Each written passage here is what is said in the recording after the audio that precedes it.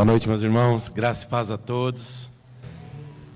Para quem eu ainda não vi, feliz ano novo. E hoje Deus colocou no meu coração, eu vou pregar aqui de baixo. Tudo bem para os irmãos? Eu acho que dá para ver, né? 1,80 m, 124 quilos. Dá para ver, não dá?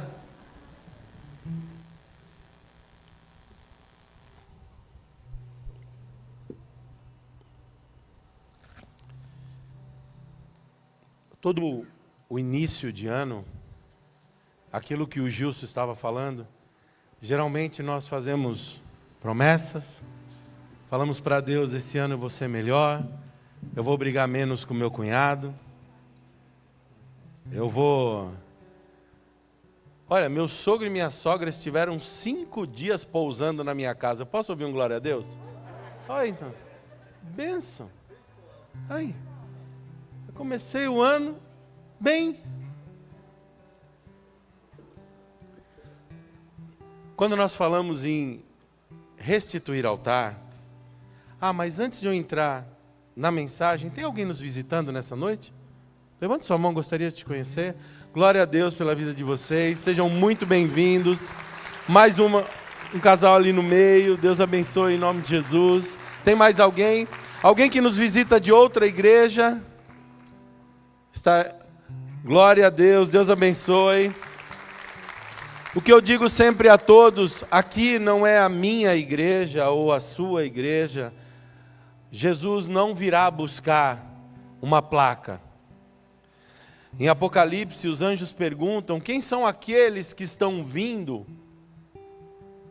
com vestes brancas? E a resposta são aqueles que lavaram as suas vestes no sangue do Cordeiro. Não vai ser da igreja A, da igreja B ou da igreja C, mas todos aqueles que lavaram suas vestes no sangue do Cordeiro, aqueles que receberam a Cristo como Senhor e único Salvador de suas vidas, esses estarão na glória com Cristo. Então nós estamos aqui em comunhão, nós estamos aqui em koinonia. Você de casa, que é a primeira vez que acessa o nosso link, seja muito bem-vindo em nome de Jesus. Não importa a fé que você professe, porque em nenhum momento Jesus veio trazer uma religião. Ele disse que Ele era o caminho, e que ninguém vem ao Pai se não for por Ele. Então, a partir desse reconhecimento, você se torna meu irmão. Você se torna aquele que vai compartilhar a glória celestial junto comigo. Por isso sejam todos muito bem-vindos em nome de Jesus. E nós falamos de restaurar o altar, e a pastora Andréia falou com excelência no domingo passado. Falou sobre levar as cinzas para fora, falou sobre a importância desse altar. Mas sabe o que acontece quando nós olhamos no Novo Testamento? Nós percebemos que Deus decidiu tabernacular em nós. Eu não gosto de fazer isso, mas como fazem comigo, hoje eu vou me vingar. Olha para o irmão que está do seu lado e fala para ele assim: Deus decidiu habitar em você. Então agora não existe mais um lugar regional, não existe mais um lugar onde eu tenho que ser o sacerdote para estar no Santo dos Santos, quando o meu Salvador disse: está consumado. O véu se rasgou de cima a baixo, e agora aí no seu lugar, você pode falar Senhor, e entrar no Santo dos Santos, e estar na presença do Eterno.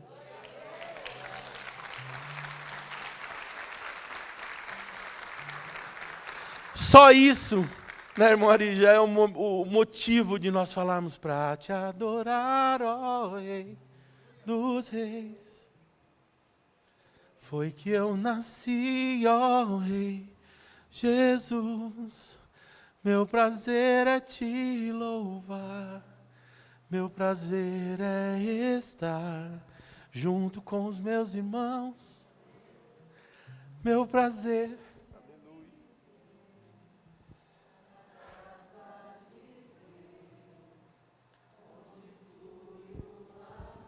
Eu falava com os irmãos do louvor antes de começar o culto.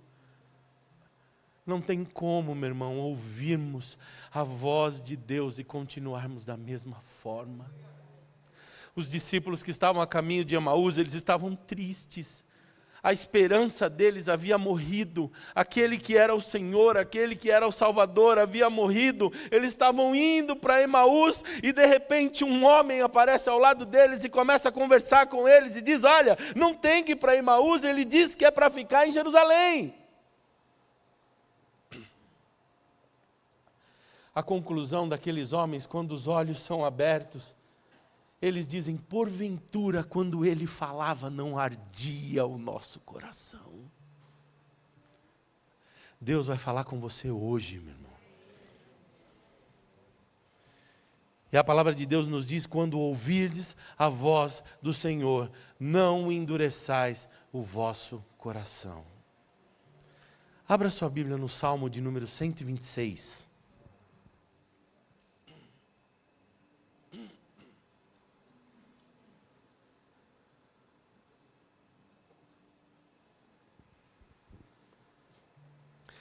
Que a irmã Iris hoje não fique com inveja de mim, mas eu estou com o tangedor dela.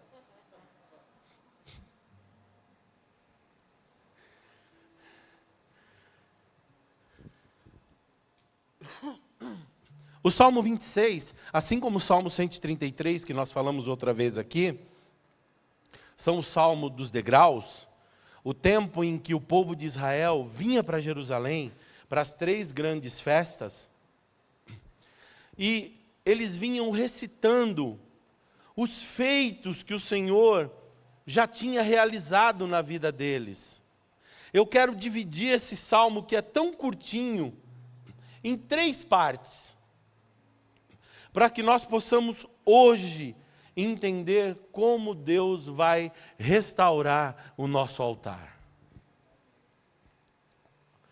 Todos já acharam? Quando o Senhor trouxe do exílio, esse exílio é o exílio babilônico, os que voltaram a Sião, estávamos como os que sonham. A alegria era tremenda, a nossa boca se encheu de riso e a nossa língua de cânticos de alegria. Então se dizia entre as nações: grandes coisas fez o Senhor a estes. Grandes coisas fez o Senhor por nós, por isso estamos cheios de alegria. Restaura a nossa sorte, Senhor, como as correntes do Neguebe. Os que semeiam com lágrimas cegarão com cânticos de alegria. Aquele que leva a preciosa semente, andando e chorando, voltará com cânticos de alegria, trazendo consigo os seus molhos. Nós vamos dividir esse salmo em 3 partes. Era um salmo de agradecimento, pois o povo havia sido levado cativo à Babilônia. Deus havia restaurado o povo, trazendo de volta, pastor, a Sião, o seu povo. Então a primeira parte que nós vamos aprender é olhar na nossa vida para aquilo que Deus fez por nós. Você quer restaurar o seu altar? A primeira coisa que você deve ter é gratidão. A pior de todas as mazelas é a ingratidão. É você, como fala o ditado popular, morder a mão que te ajudou. Se você olhar para a sua vida, eu posso passar a noite inteira contando o que Deus fez por mim e pela minha casa. Momentos de dificuldade, onde eu achava que Deus não estava comigo. Uma vez eu fui internado com uma cólica renal terrível. E eu estava ao lado de um senhor bem idoso. E quando eu me vi, eu estava em pé, com a minha Bíblia na mão, pregando para aquele senhor e para a família dele. E ali houve uma restauração na família. O médico chegou até a porta, quando ele olhou, ele falou: eu volto depois. A minha cirurgia estava marcada para as 8 horas do dia seguinte. E eu tinha umas pedras boas, viu, Wellington? Era tipo 1,7 centímetros, não era pedra de milímetro, não. Como você mesmo diz, é de com força mesmo, sabe?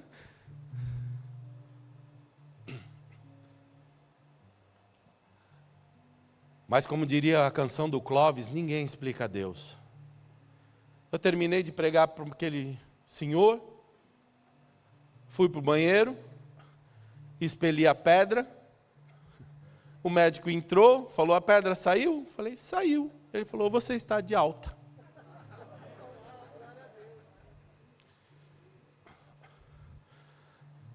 Quando nós olhamos apenas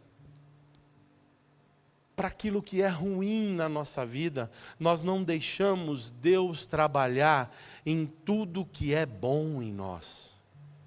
Quando eu lembro de todos os benefícios que Deus já me fez, e isso me faz olhar para o futuro e saber: aquele que fez uma vez é poderoso para fazer de novo.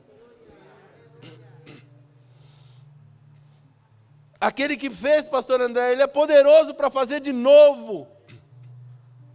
Ainda que eu não veja hoje, como Jó disse, e mesmo que a minha carne seja consumida, eu sei que o meu Redentor vive e se levantará sobre essa terra.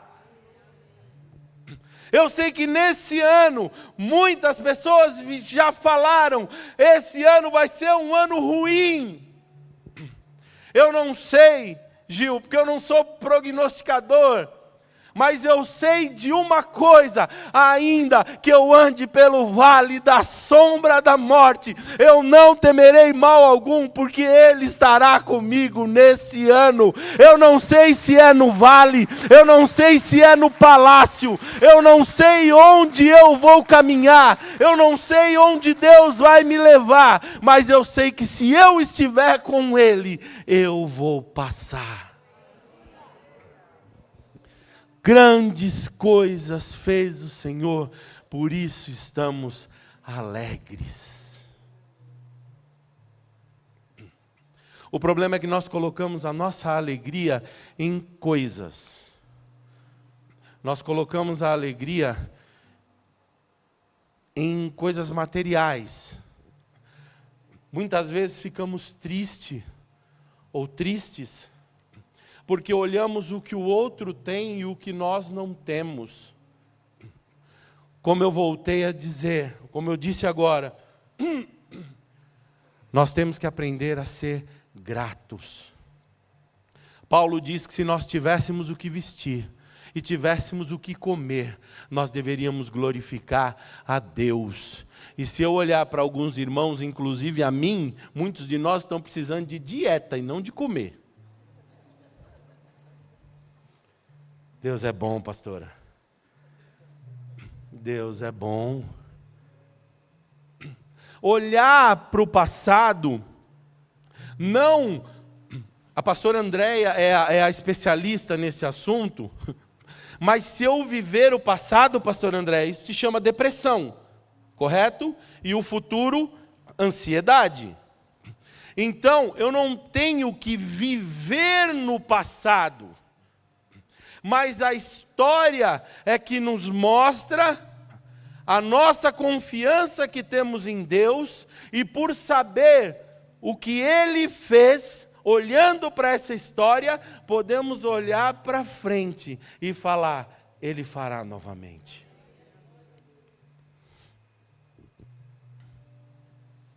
Tem gente que fala: deixa o passado lá onde ele deve estar, no passado. Com certeza. Você não vai viver relacionamentos antigos.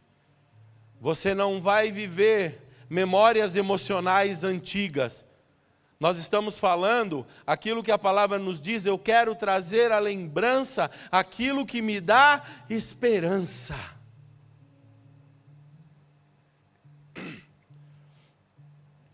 Olhar para o meu passado e falar, como minha mãe disse: meu filho tem 2 caminhos, cadeia ou caixão. E hoje minha mãe, orgulhosa, fala: meu filho é pastor.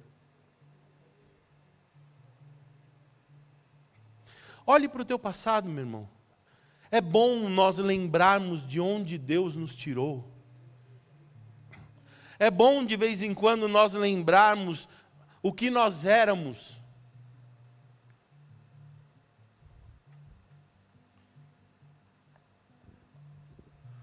E quando eu entendo esse passado, eu vou chegar onde eu estou hoje, no meu presente. Porque no versículo de número 4, ele sai do passado e ele vai e ele fala: Senhor, agora restaura a nossa sorte, ó Senhor, como as correntes do Neguebe. Neguebe, se eu não me engano, é o maior deserto de Israel. 64% do território. E chove apenas 1 mês por ano. Mas quando chove, Deus traz vida para aquele lugar. Deus traz oásis para aquele lugar. E eles estavam falando: olha, Senhor, nós saímos do exílio, nós estávamos num cativeiro, o Senhor nos tirou do cativeiro. Mas diz que as nações olham para a nossa vida e falam: o Deus deles. Você já viu aquele jargão que fala assim: às vezes a única Bíblia que o teu vizinho está lendo é a tua vida? Essa semana eu fui encontrar com o Bruninho e nós fomos tomar café em um shopping lá em São Bernardo, que eu não lembro o nome para variar.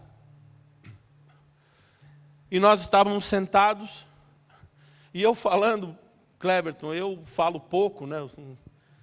Falando das coisas de Deus para ele, e a conversa ficou boa. Quando eu vi, o rapaz da mesa do lado ajeitou a cadeira assim, Maíris, e pôs a orelha na direção. E continuamos a conversar e falar.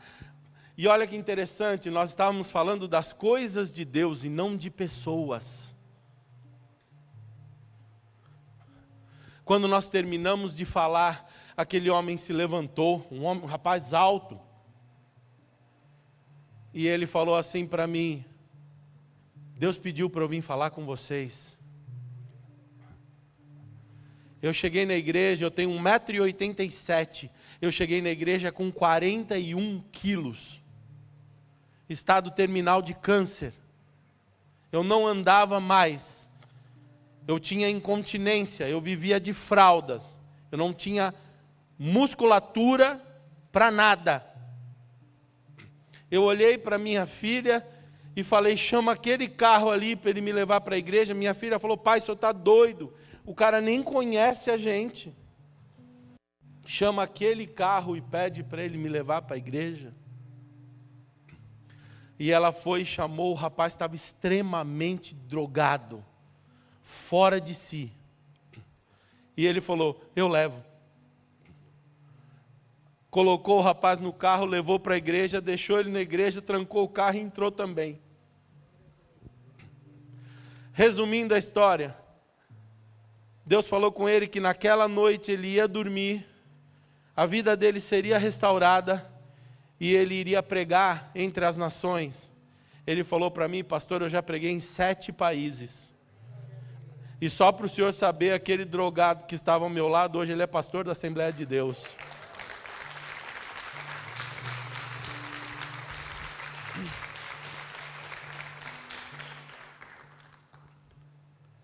Grandes coisas o Senhor fez por mim, por nós, por isso estamos alegres. Só que quando eu olho para o meu presente, eu não vim aqui, meu irmão, para bater em ninguém, eu vim fazer uma leitura do que eu vejo na igreja hoje. Eu estou na igreja há bastante tempo. Eu sou da época que minha mãe pegava na orelha e falava assim: você vai tomar água, você vai fazer xixi, você vai sentar aqui, você vai ficar quieto. E ai de você se levantasse.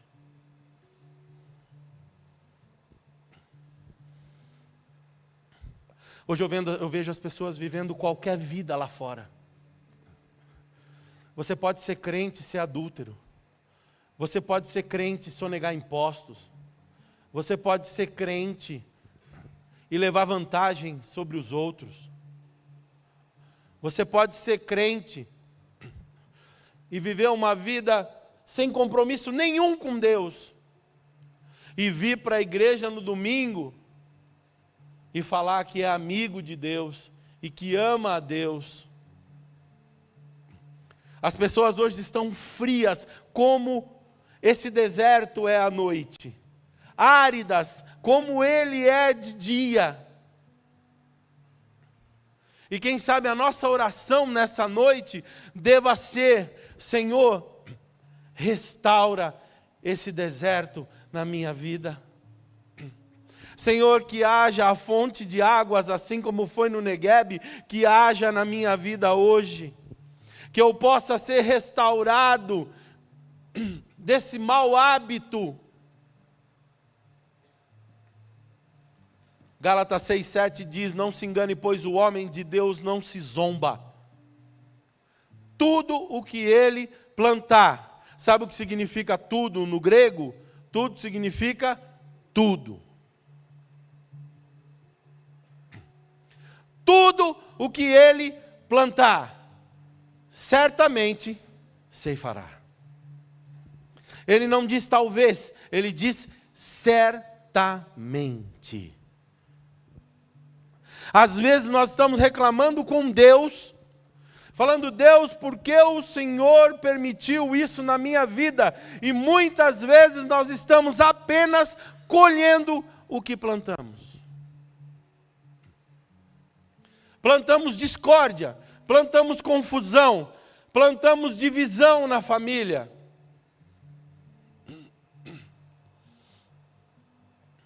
Plantamos intriga no nosso trabalho, plantamos fofoca dentro da igreja. Eu sei que aqui não tem, mas da igreja onde eu vim tinha bastante.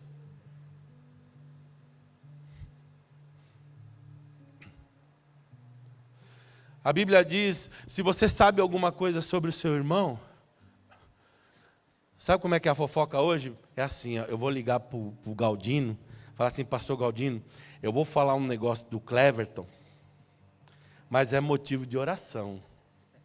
Isso é mentira, irmão, isso é fofoca. Eu quero contar para ele, oração é só para eu contar a fofoca para ele. Você não sabe o que aconteceu. Ele ora todo dia, rapaz. Ele é líder da intercessão. É só um motivo. É só um motivo para eu falar. E a Bíblia diz: se você tem um motivo de oração, sabe o que você tem que fazer? Entra no teu quarto, fecha a tua porta, dobra o teu joelho e ali entrega a Deus o teu motivo de oração. Que seja a tua palavra sim, sim, não, não. O que excede disso é procedência maligna. Você quer ter amigo, seja amigo. Você quer fidelidade, seja fiel. Comece a plantar tudo aquilo que você deseja colher. E você vai ver a colheita que você vai ter neste ano. Fique tranquilo que a chuva é Ele que dá. Restaura, Senhor. Desce a chuva sobre nós, mesmo que seja um mês no ano, como é no Negueb. Mas será suficiente para que a nossa semente germine. E ele coloca a terceira coisa. Ele fala, olha, os que semeiam com lágrimas, cegarão com cânticos de alegria. Aquele que leva a preciosa semente, andando e chorando, voltará com cânticos de alegria, trazendo consigo os próprios molhos. Eu fiz capelania, já contei isso para os irmãos, prisional por 10 anos. Toda vez que eu ia recolher oferta, Maurão, para as instituições, eu ouvia de crente, eles merecem é morrer, e não festa. Ainda bem, irmã Iris, que Jesus não olha para nós desse jeito. Porque senão, igual faz com formiga, é o que faria conosco. Quem aqui não pecou hoje, levanta a mão. Aleluia.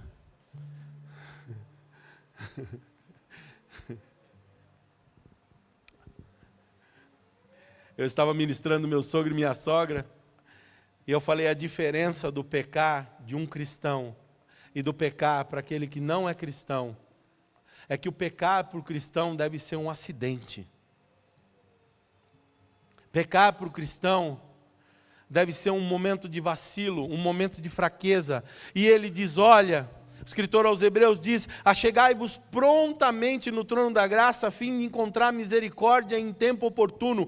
Pecou, meu irmão, pare tudo o que está fazendo, vá para o trono da graça, diga para o Senhor, eu pequei. O evangelista João, ele diz, filhinhos, não pequeis, mas se porventura pecarem, temos um advogado perante o Pai, Jesus Cristo, o justo. Corre para lá, meu irmão. Corre para os pés do Senhor. Entrega esse pecado nas mãos dele. A cinza que nós vamos tirar do arraial, né, pastor Andréia? Leve para ele. O problema é que nós queremos ser juízes.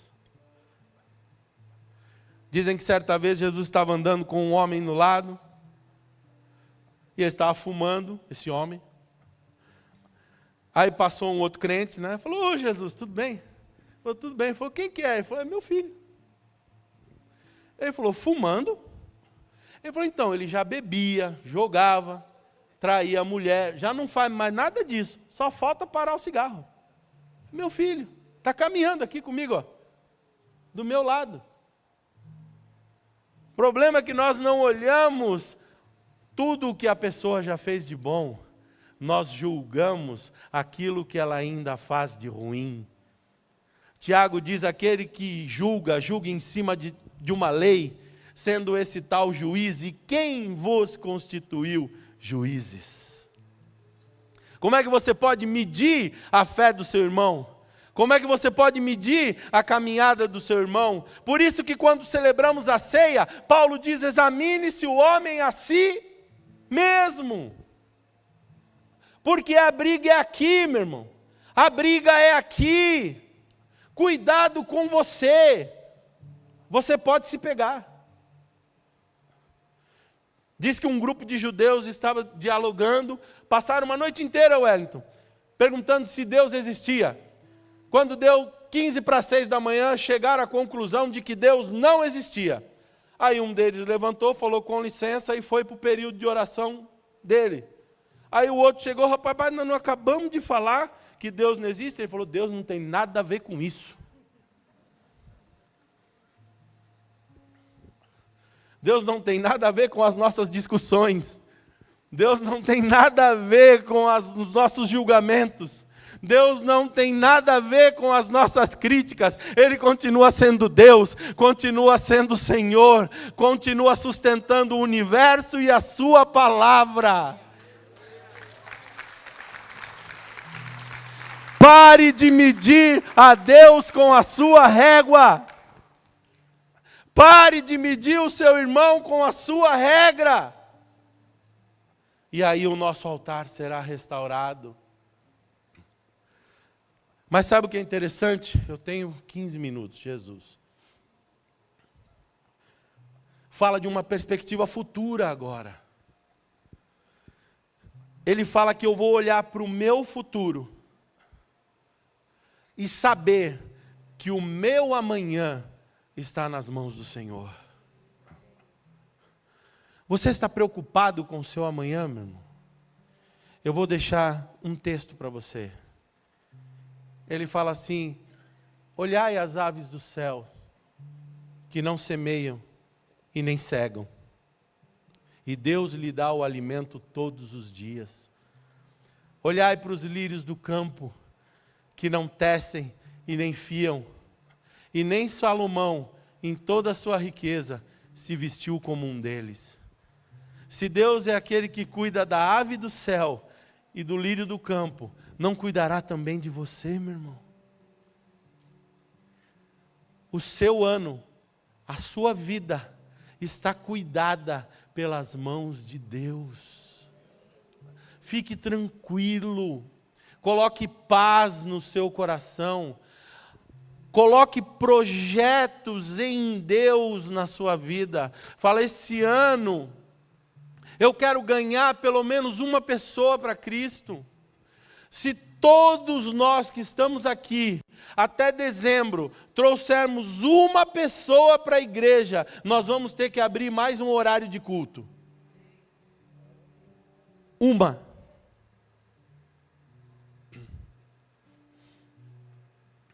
Mas o problema é que nós projetamos o nosso amanhã em um Papai Noel gordão, que nos dá presentes.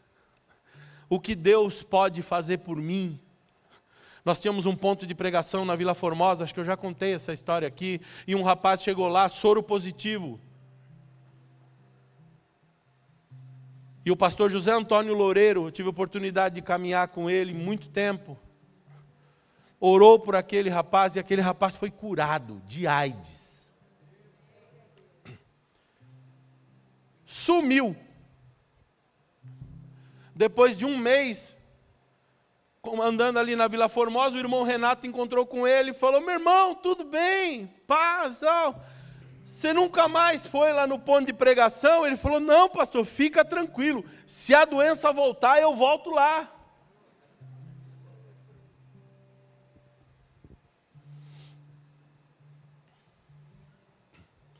Será que, pastor Anderson, o motivo de virmos à igreja é buscar a Deus mesmo?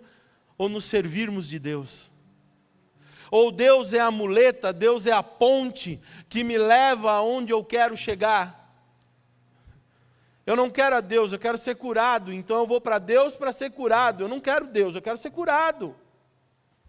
Eu quero restaurar a minha vida financeira, então eu vou a Deus para que Deus restaure a minha vida financeira. Eu não quero Deus, eu quero que Deus restaure minha vida financeira.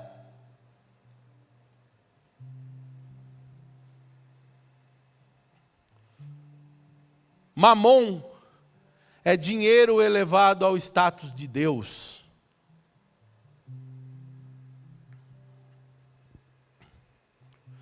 Vamos olhar para o nosso futuro, meu irmão, e saber que o nosso vizinho da direita e da esquerda ainda não conhece a Cristo. Eu tenho certeza, porque a índole das pessoas que frequentam essa igreja são muito boas, graças a Deus. Mas imagine uma estrada onde estamos vindo com o nosso carro, e nós descobrimos ali na frente que a ponte caiu, a ponte quebrou, não tem mais passagem, é à noite. Se você continuar, você vai morrer. Você faz o retorno no seu carro e começa a voltar, e você vê que carros estão vindo nessa mesma direção. O que você faz?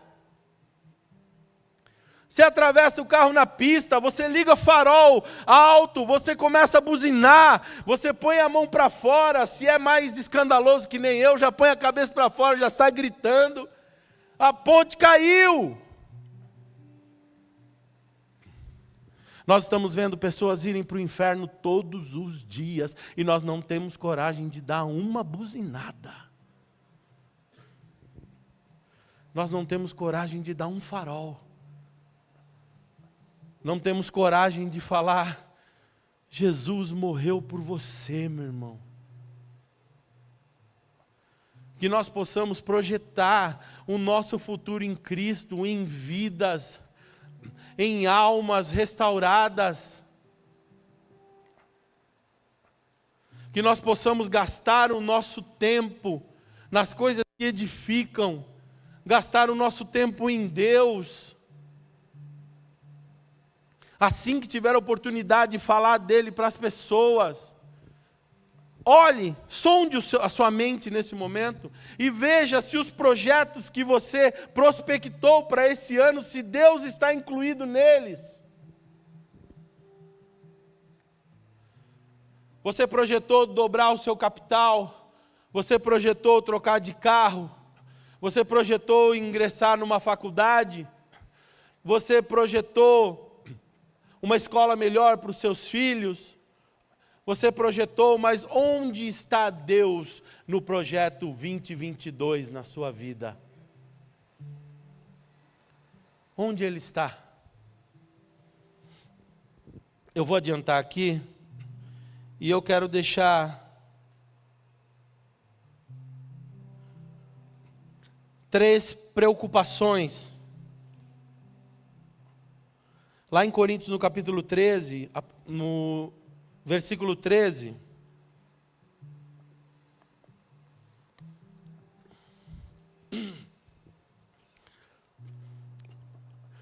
diz assim: agora permanecem a fé, a esperança e o amor. Estes 3, o maior destes é o amor.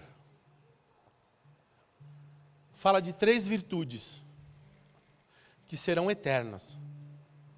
Lá no céu haverá fé. Fé naquele que é. Haverá esperança, porque a esperança brilhará aos nossos olhos todos os dias. E haverá amor, porque estaremos com Cristo e Cristo estará conosco toda a eternidade. A minha preocupação é que em Lucas 18:8 diz: porventura quando vir o Filho do Homem encontrará fé sobre a terra? O ataque é justamente em cima de princípios eternos.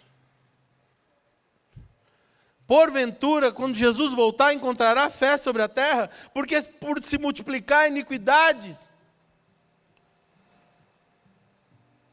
o amor vai esfriar. E continua dizendo, Provérbios 13:12 diz que a esperança demorada enfraquece o coração. Todos aqui já pediram algo a Deus, e eu sei que eu já fiz, tá? Se você quiser levantar sua mão, você levanta. Você já pediu alguma coisa para Deus e falou assim: Senhor, está demorando? Já fez? Eu já fiz algumas. Porque o que eu queria mesmo, Vandão, era fechar o olho e quando abrir, já está se estivesse lá.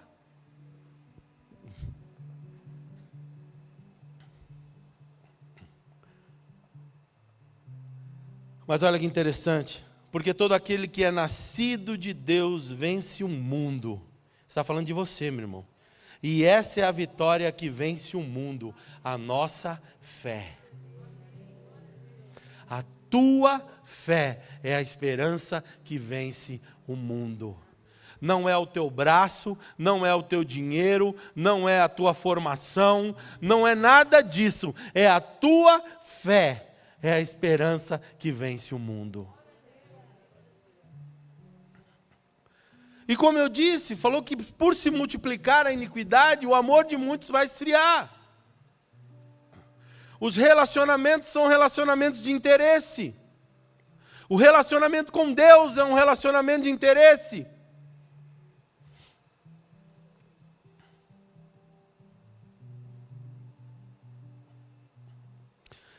Mas Pedro escreve na sua primeira epístola, ele diz: acima de tudo, porém, tende amor intenso uns para com os outros, porque o amor cobre uma multidão de pecados.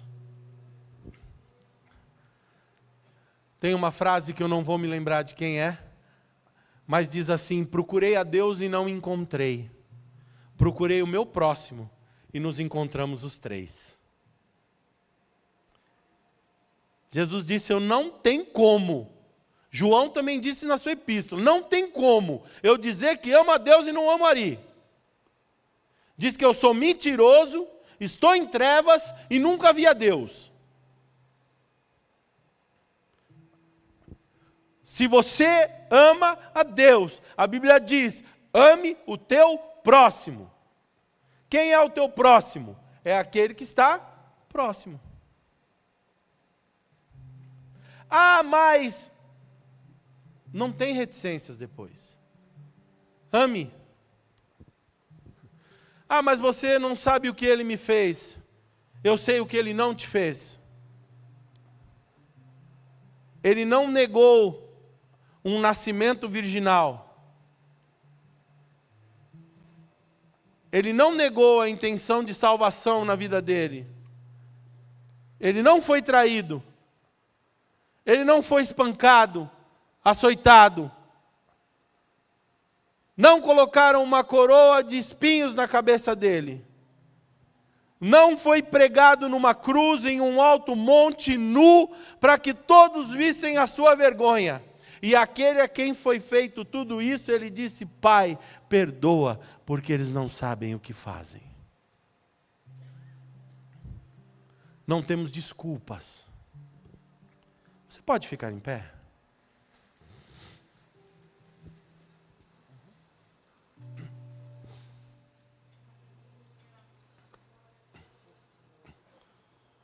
Eu estava meio saudosista.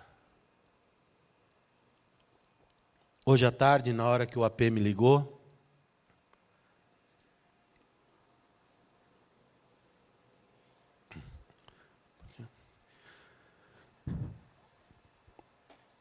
feche seus olhos, meu irmão.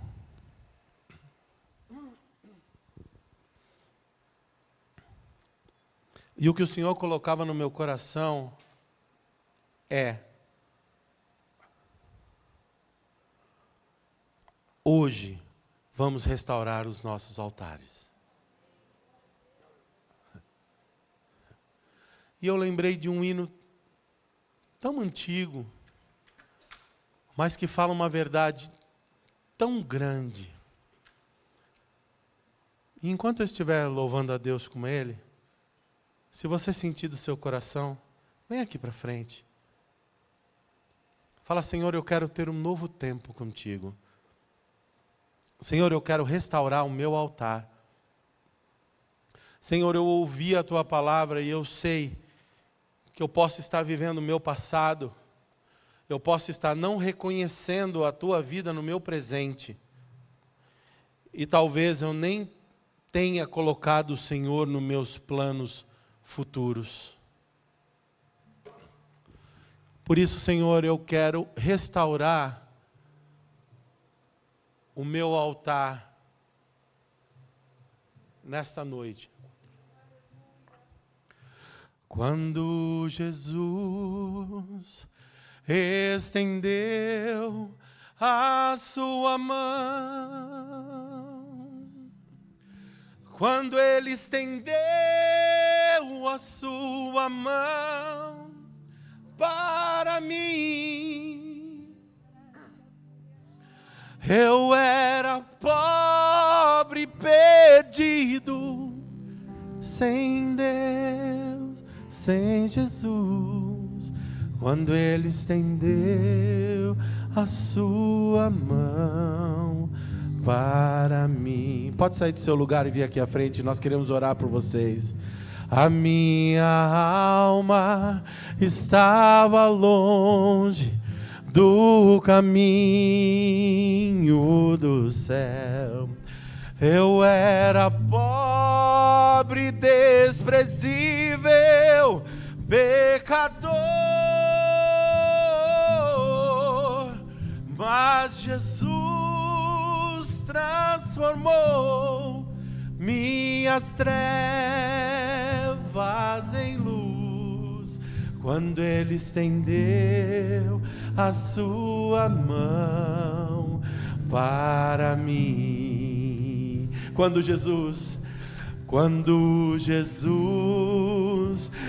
estendeu a sua mão, quando Ele estendeu a sua mão,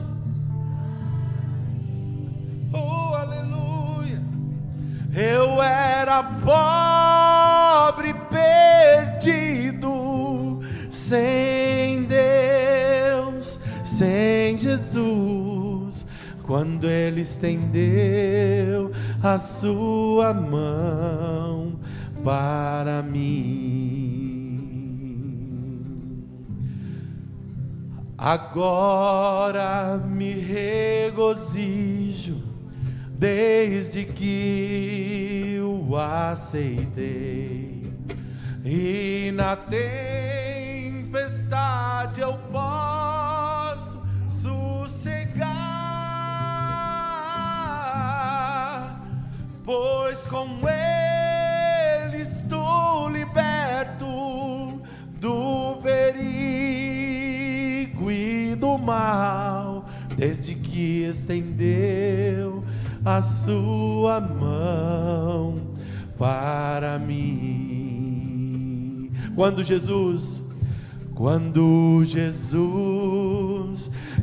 estendeu a sua mão, quando Ele estendeu a sua mão, eu era o quê, meu? Eu era pobre, perdido, sem Deus, sem Jesus, quando Ele estendeu a sua mão para mim. Estenda sua mão aqui para frente, para os irmãos que estão aqui. Quando Jesus estendeu, interceda por eles. Quando Ele estendeu a sua mão para mim, eu era pobre, perdido, sem Deus, sem Jesus, quando Ele estendeu a sua mão para mim. Aleluia, Senhor.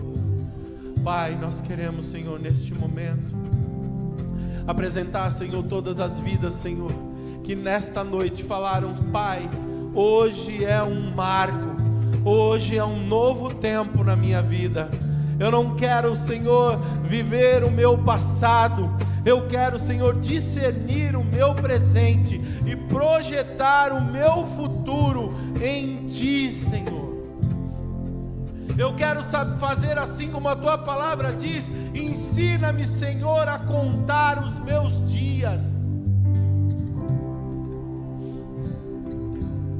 Ensina-me, Senhor, dá-me, Senhor, um novo tempo.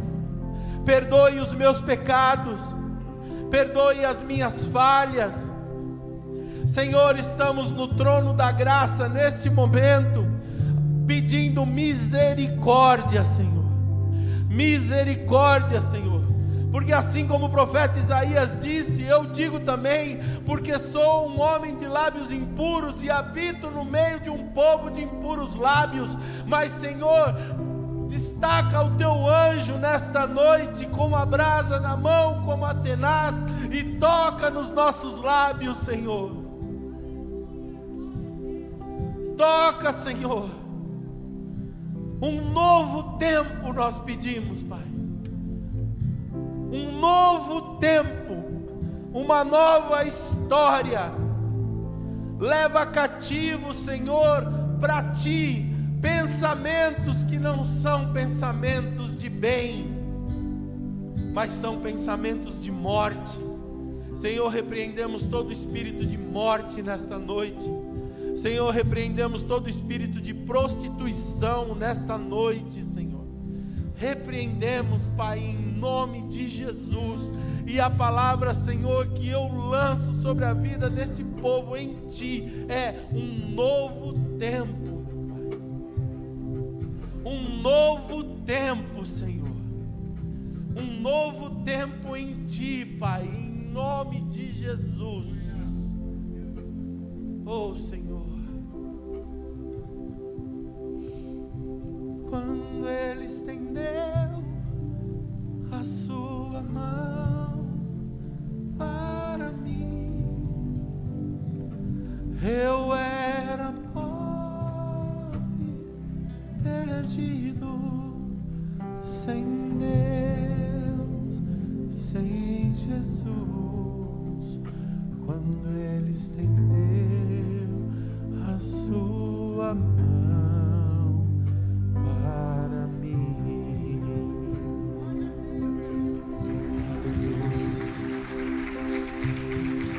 Aleluia.